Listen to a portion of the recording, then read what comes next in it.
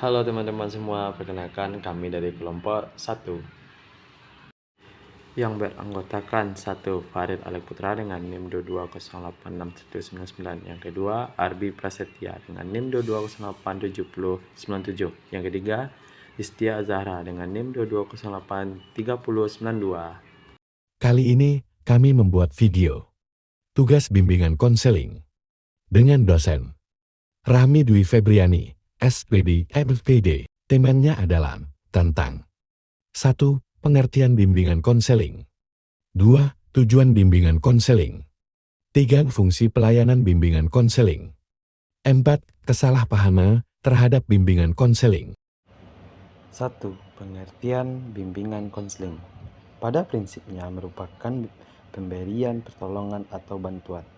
Bimbingan merupakan suatu tuntunan, artinya bahwa dalam memberikan bimbingan, bila keadaan menuntut, kewajiban dari pembimbing untuk memberikan bimbingan secara aktif. Nah, kesimpulannya adalah bimbingan konseling ini merupakan rangkaian proses kegiatan yang fokus utama adalah memberikan bantuan yang diberikan oleh seorang ahli dalam bidang konseling melalui tatap muka baik secara individu maupun kelompok. Fungsi BK, fungsi bimbingan konseling, memiliki peran yang sangat penting bagi perkembangan peserta didik saat di sekolah maupun di luar sekolah. Beberapa fungsi bimbingan konseling di sekolah adalah ikut berperan dalam membantu peserta didik memahami dan mengerti akan dirinya sendiri serta lingkungannya, agar individu yang bersangkutan dapat mengembangkan potensi yang dimilikinya agar lebih optimal dan dapat menyesuaikan diri dengan lingkungan. Memberikan kemudahan untuk peserta didik agar memperoleh perkembangan yang optimal dan seimbang dalam dirinya, membantu peserta didik menentukan minat dan bakat serta potensi, termasuk menentukan ekstrakurikuler atau program studi untuk menentukan pilihan kuliah atau yang lainnya. Membantu mengantisipasi atau pencegahan masalah yang dapat terjadi pada peserta didik dan membantu mereka untuk mengatasinya. Membantu untuk meluruskan pemikiran, tindakan dan dalam melupakan perasaan peserta didik yang menyimpang kurang baik dan memberikan bimbingan dalam pola pikir yang sehat. Memberikan bantuan kepada peserta didik yang tengah menghadapi permasalahan yang bersifat pribadi maupun yang bersifat sosial, berperan penting dalam pengembangan pribadi peserta didik agar mereka selalu bias membentengi diri mereka kepada hal-hal yang kurang baik. Membantu memfasilitasi dalam mengembangkan peserta didik untuk mencapai tugas-tugas perkembangan mereka. Tujuan BK.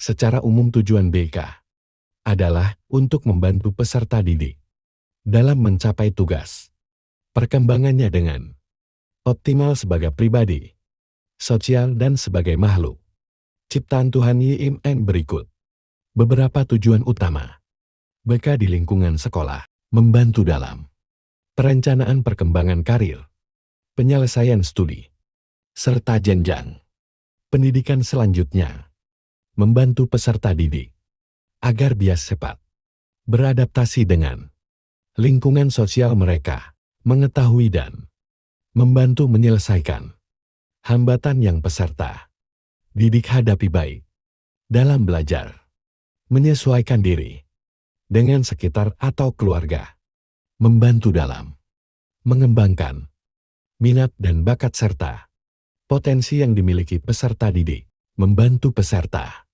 didik dalam mengembangkan kesadaran diri akan kemampuan, potensi, keunikan dan citra diri. Kesalahpahaman BK. Kesalahpahaman yang sering dijumpai antara lain mampu menumbuhkan sikap positif terhadap diri serta orang-orang dan lingkungan sekitar agar peserta didik mampu mengembangkan kemampuan untuk belajar dengan baik. Bimbingan konseling disamajakan dengan atau dipisahkan sama sekali dari pendidikan. Ada dua pendapat yang ekstrem berkenaan dengan pelayanan bimbingan Konseling, bimbingan dan konseling sama saja dengan pendidikan. Menganggap bahwa pelayanan bimbingan dan konseling tidak di sekolah, akibatnya sekolah cenderung mengutamakan pengajaran dan mengabaikan aspek lain dari pendidikan serta tidak melihat sama sekali pentingnya BK.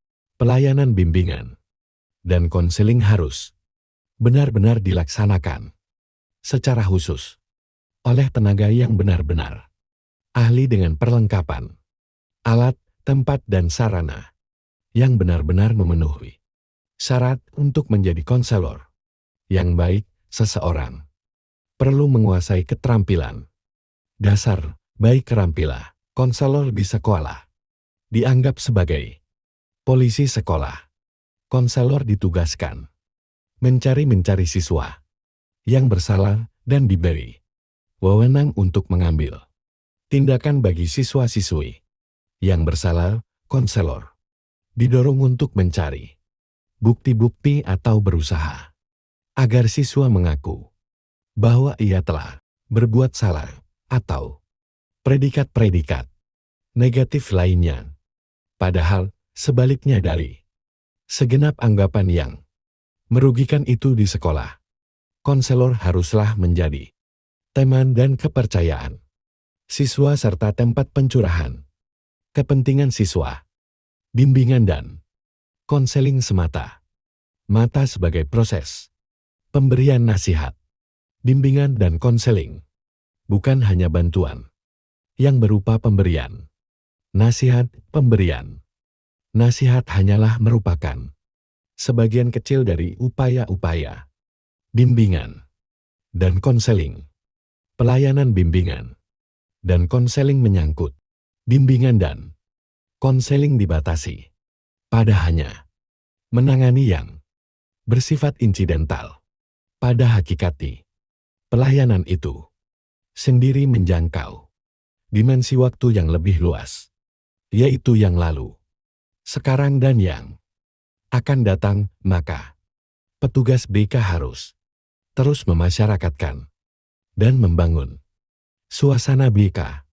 Bimbingan dan konseling dibatasi hanya untuk siswa tertentu saja. Bimbingan dan konseling tidak hanya diperuntukkan bagi siswa yang bermasalah atau siswa yang memiliki kelebihan tertentu saja. Namun bimbingan dan konseling harus dapat melayani seluruh siswa. Bimbingan dan konseling melayani orang sakit atau kurang normal. Bimbingan dan konseling tidak melayani orang sakit atau kurang normal, karena bimbingan dan konseling hanya melayani orang-orang yang normal yang mengalami masalah. Diberikan konselor diharapkan orang bimbingan dan konseling bekerja sendiri. Pelayanan bimbingan dan konseling bukan proses yang terisolasi, melainkan proses yang syarat dengan unsur-unsur budaya, sosial, lingkungan.